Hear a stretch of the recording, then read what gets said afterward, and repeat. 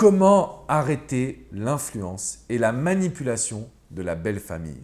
Bonjour à toutes et à tous et bienvenue dans cette minute coaching. Je suis Alexandre Cormon, votre conseiller sentimental depuis 2007. Et j'ai accompagné des milliers de personnes depuis 2007 où la majeure partie me parlait de manipulation. Ça veut dire quoi? Que ce soit une rupture, que ce soit votre ex, que vous soyez encore en couple avec cette personne, généralement vous avez la sensation qu'il ou elle est manipulé par sa famille, par des amis, par une personne externe. Alors comment réussir à casser cela? La première chose qui est importante, c'est de ne pas en parler. Parce que si vous lui dites « regarde comment tu es manipulé », en fait vous l'attaquez en lui disant « regarde comment tu es faible, regarde comment tu es nul ».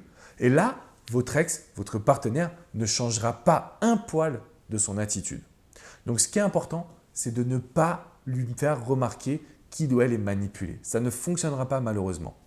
Le deuxième point qu'il faut intégrer, c'est que la manipulation est souvent très forte. Donc le meilleur moyen de contrer cette manipulation, c'est tout simplement d'aider la personne à vivre du positif avec vous.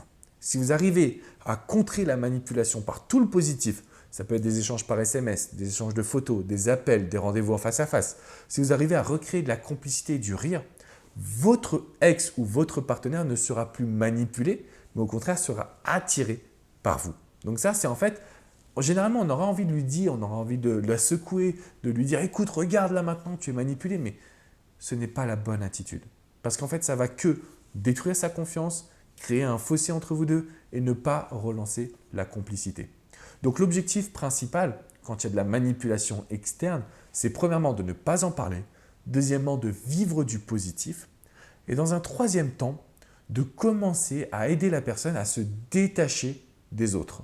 Donc l'objectif, c'est de couper la communication qu'il ou elle pourrait avoir avec les personnes toxiques pour que vous arriviez à prendre le contrôle.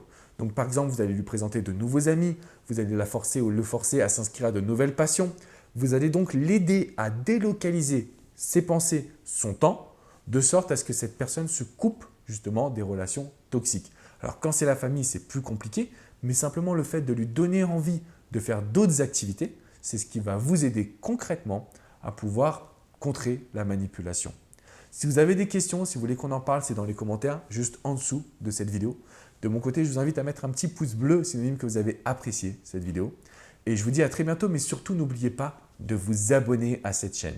Tous les jours, je publie une vidéo sur le développement personnel, sur l'amour. Donc, c'est le moment vraiment de pouvoir vous abonner. Et n'oubliez pas, pour bien contrer la manipulation, tout part de nouvelles habitudes, des choses à vivre et surtout que la personne puisse avoir de nouvelles activités pour éviter d'être en contact avec les personnes toxiques. Je vous dis à très bientôt les amis.